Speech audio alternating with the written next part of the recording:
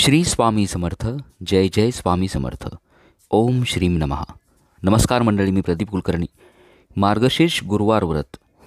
मार्गशीर्ष हा महिना भगवान विष्णू आणि माता लक्ष्मीच्या उपासनेचा काळ मानला जातो आणि म्हणूनच विविध व्रतवैकल्य या महिन्यात केली जातात. त्यापैकीच एक अतिशय प्रभावी लक्ष्मी प्राप्तीचं व्रत मार्गशीर्ष गुरुवार व्रत कसं करावं, मार्गशीर्ष महिना कधी प्रारंभ होत आहे, या महिन्यात एकूण किती गुरुवार आहेत, हे व्रत कसं करावं, पूजा मांडणी कशी करावी, उपवास करावा का, या व्रताचं उद्यापन कधी आणि कसं करावं, हीच माहिती आपण आजच्या व्हिडिओत बघणार आहोत. चॅनलवर नवीन असाल चॅनल सबस्क्राईब करा, बेल आयकॉन दाबायला विसरू नका. कमेंट बॉक्समध्ये ओम श्रीम नमः नक्की लिहावं. 13 डिसेंबर 2023 रोजी मार्गशीर्ष महिना सुरू होत आहे आणि 14 डिसेंबर रोजी पहिला मार्गशीर्ष गुरुवार येत आहे. या महिन्यात एकूण 5 गुरुवार आहेत. 14 डिसेंबर, त्यानंतर 21 डिसेंबर, 28 डिसेंबर, 4 जानेवारी आणि 11 जानेवारी. पैकी 11 जानेवारी या 5व्या गुरुवारी आपल्याला मार्गशीर्ष गुरुवार व्रताचं उद्यापन करायचं आहे आणि हे 5ही गुरुवार आपल्याला आपल्या घरामध्ये एक विशिष्ट पूजा मांडायची आहे. दुसऱ्या दिवशी ही पूजा हलवायची असते. हे व्रत प्रत्येकानं करावं. हे व्रत केल्यानं आपल्या घरामध्ये धनलक्ष्मी नांदते, सुखशांती नांदते, आरोग्य नांदतं. आपले काही आर्थिक प्रश्न असतील ते प्रश्न मार्गी लागतील. हे व्रत कोणीही करू शकतं, स्त्री किंवा पुरुष कोणीही व्रत करू शकतं. हे व्रत करताना काही साधे सोपे नियम आपल्याला पाळायचे आहेत. त्यापैकी पहिला नियम म्हणजे कांदा, लसूण आणि मांसाहार पूर्णपणे वर्ज्य करावा. कमीत कमी दर गुरुवारी तरी आपण आपल्या खाण्यामध्ये, आपल्या जेवणामध्ये कांदा, लसूण आणि मांसाहार वर्ज्य करावा. त्यानंतर ब्रह्मचर्य पाळावं. आपल्या घरामध्ये शांतता ठेवावी, कारण दर गुरुवारी माता लक्ष्मीचं आपण आपल्या घरामध्ये पूजन करणार आहोत. माता लक्ष्मीचा संपूर्ण महिनाभर आपल्या घरामध्ये वास राहावा. माता लक्ष्मीला स्वच्छता आवडते, शांतता आवडते, म्हणून जास्तीत जास्त घरामध्ये शांतता ठेवायची, स्वच्छता ठेवायची, मांसाहार वर्ज्य करायचा, ब्रह्मचर्य पाळायचं. प्रत्येक गुरुवारी आपल्याला विशिष्ट पद्धतीनं पूजा मांडणी करायची आहे. सकाळी वेळ असेल तर सकाळी करा, संध्याकाळी वेळ असेल तर संध्याकाळी करावी. या दिवशी शक्य झालं तरच उपवास करावा. ज्यांना उपवास निघत नाही त्यांनी उपवास करू नका. आपल्यापैकी बऱ्याच जणांनी हे व्रत दरवर्षी केलं असेल. ज्यांना माहीत नाही त्यांना म्हणून सांगतो, जवळपास कुठेही धार्मिक पुस्तकांचं दुकान असेल त्या ठिकाणी आपल्याला ही छोटीशी पोथी श्री महालक्ष्मी व्रतकथा किंवा महालक्ष्मी महात्म्य पूजाविधी अशी पोथी मिळेल. ही पोथी फक्त आपण घेऊन यायची. 14 डिसेंबर रोजी पहिला गुरुवार येतो. 5ही गुरुवार 11 जानेवारीपर्यंत प्रत्येक गुरुवारी आपल्याला ही पूजा मांडायची आहे. दुसऱ्या दिवशी म्हणजेच शुक्रवारी पूजेवरती हळद कुंकू अक्षता टाकून पूजा हलवून घ्यायची. आता आपण बघूया मार्गशीर्ष गुरुवार व्रताची पूजा मांडणी कशी करावी. देवघराजवळची जागा किंवा ज्या ठिकाणी आपल्याला या पूजेची मांडणी करायची आहे ती जागा स्वच्छ करून घ्यायची, शुचिर्भूत करून घ्या. त्या ठिकाणी गोमूत्र शिंपडावं. एक पाट किंवा चौरंग घ्यावा. चौरंगावरती स्वच्छ लाल वस्त्र घ्यावं. आपल्या घरात माता लक्ष्मीचा फोटो असेल तो फोटो मांडावा. पाटाभोवती छान अशी रांगोळी काढावी. आपल्या अंगण असेल अंगण सारून घ्यावं. माता लक्ष्मीचं आपण या व्रतानं स्वागत करत असतो. आपल्या घरात श्रीयंत्र असेल, कुबेर यंत्र असेल ते देखील चौरंगावरती पूजेत मांडायचं. पूजेची सुरुवात आपण करत असतो दिव्याच्या पूजनानं. शुद्ध तुपाचा दिवा लावून घ्यायचा.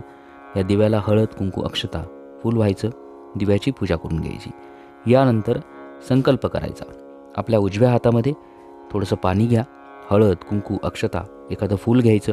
मनोमन माता लक्ष्मीचं स्मरण करायचं आणि म्हणायचं की माझ्या घरातील क्षेम, स्थैर्य, आरोग्य, लक्ष्मी प्राप्तीसाठी, माता लक्ष्मीचा माझ्या घरात सदैव वास राहण्यासाठी मी मार्गशीर्ष गुरुवारचं हे व्रत यथाशक्ती करणार आहे. माता लक्ष्मी, माझ्याकडून ही सेवा, हे व्रत तू करून घ्यावं, अशी माता लक्ष्मीला विनंती करायची आणि हातातील पाणी तामणामध्ये सोडून द्यायचं. संकल्प केल्यानंतर कुठल्याही पूजेची सुरुवात आपण करतो गणेश पूजनानं. एका तामणामध्ये अक्षता घ्या. आपल्या देवघरातील गणपती बाप्पाची मूर्ती घ्यायची. मूर्ती नसेल सुपारी घ्यावी. या मूर्तीला किंवा सुपारीला शुद्ध पाण्याने, नंतर पंचामृताने, पुन्हा शुद्ध पाण्याने स्नान घालायचं. ओम गंग गणपतये नमः या मंत्राचा मनातल्या मनात जाप करा. मूर्ती स्वच्छ पुसून घ्यायची. चौरंगावरती थोड्याशा अक्षता ठेवायच्या. त्या ठिकाणी या मूर्तीची स्थापना करायची. गणपती बाप्पांना गंधाक्षता फुलवायची. गणपती बाप्पांचं पूजन झाल्यानंतर आपण आता कलश स्थापना करणार आहोत. कलश स्थापना म्हणजे वरुणदेवतेची पूजा असते. एका तांब्यामध्ये शुद्ध पाणी घ्यावं, त्यामध्ये हळद, कुंकू, अक्षता, एखादं नाणं आणि सुपारी टाकावी. त्यावरती 5 विड्याची पानं ठेवावी आणि त्यावरती नारळ ठेवावा. हा कलश चौरंगावरती मांडावा. कलशाची हळद, कुंकू, अक्षता, फुलं वाहून पूजा करून घ्यायची. ओम श्री वरुणाय नमः. वरुणदेवतेची अशा पद्धतीनं आपण पूजा केली आहे. त्यानंतर आपल्या देवघरामध्ये माता लक्ष्मीची जर मूर्ती असेल, ती मूर्ती तामणामध्ये घ्या. या मूर्तीला प्रथम शुद्ध पाण्याने, नंतर पंचामृताने, पुन्हा शुद्ध पाण्याने स्नान घालायचं. स्नान घातल्यानंतर 1 वेळा किंवा 16 वेळा श्रीसूक्त म्हणून लक्ष्मी मातेच्या मूर्तीला अभिषेक करायचा.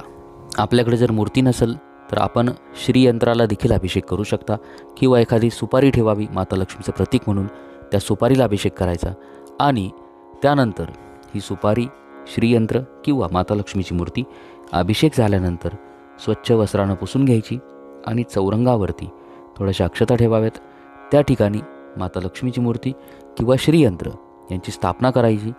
त्यांना गंधाक्षता, हळद, कुंकू, अक्षता, फुलं व्हायची. ओम श्रीम नमः या मंत्राचा मनातल्या मनात जाप करायचा. अशा रीतीनं आपण माता लक्ष्मीची स्थापना केली आहे. यानंतर पूजेमध्ये आपण जो माता लक्ष्मीचा फोटो मांडला असेल त्याची पंचोपचारे पूजा करावी.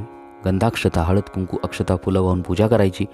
श्रीयंत्राची, कुबेर यंत्राची देखील पंचोपचारे पूजा करायची.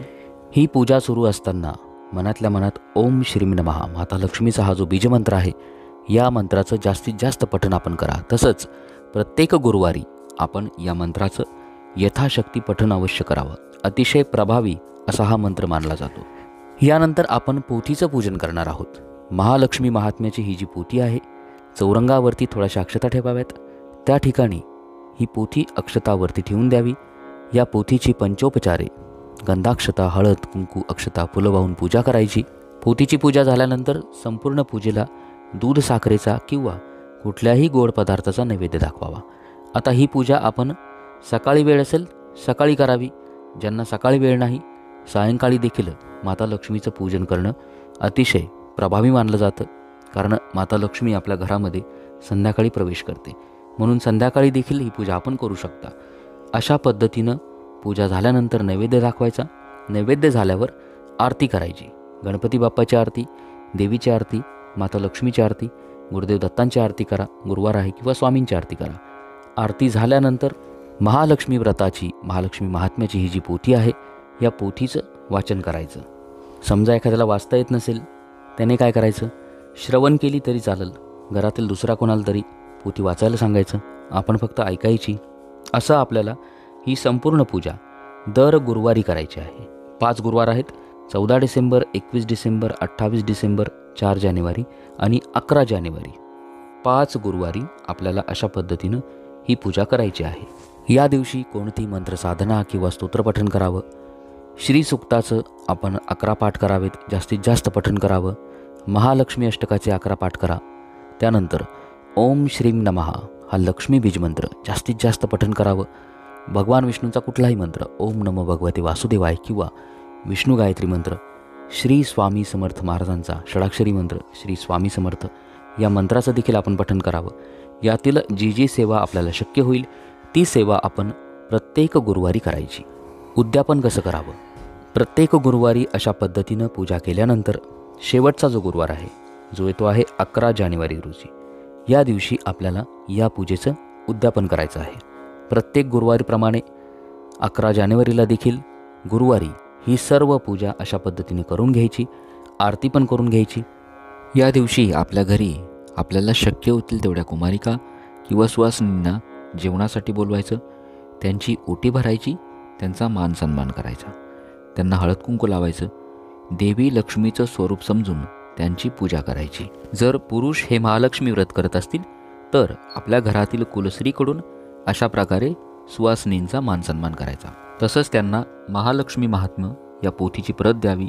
शेवटच्या गुरुवारी म्हणजेच 5व्या गुरुवारी अमावस्या असली तरी देखील तो दिवस शुभ आहे असं मानून त्या दिवशी उद्यापन अवश्य करावं. आता महालक्ष्मींचे गुरुवार येत असतानाच मध्ये गुरुचरित्र पारायण किंवा दुसरं कुठलंही गुरुवारचं व्रत, स्वामी समर्थांचं व्रत असू शकतं, 11 गुरुवारचं व्रत, हे आलं तरी अशाच पद्धतीनं हीच पूजा मांडून आपण महालक्ष्मीचं जे व्रत आहे ते करावं, किंवा स्वामींच्या पूजेमध्ये किंवा गुरुचरित्राच्या पूजेमध्ये देखील लक्ष्मी मातेची मूर्ती ठेवून फक्त पोथीची पूजा करून देखील आपण मार्गशीर्ष गुरुवारची पूजा करू शकता. ज्यांना मार्गशीर्ष गुरुवारची ही जी पूजा आहे मार्गशीर्ष महिन्यात करायला जमणार नाही, वर्षभर कधीही आपण अशा प्रकारे कुठल्याही गुरुवारी संकल्पयुक्त पूजा करून अशा पद्धतीनं हे व्रत करू शकता. माहिती जर आवडली असेल लाईक करा, जास्तीत जास्त सेवेकरांपर्यंत पोहोचवा. आपल्या शंका असल्यास जरूर विचारा. कमेंट बॉक्समध्ये ओम श्रीम नमः लिहायला विसरू नका. चॅनल सबस्क्राईब करा. श्री स्वामी समर्थ. जय जय स्वामी समर्थ. ओम श्रीम नमः.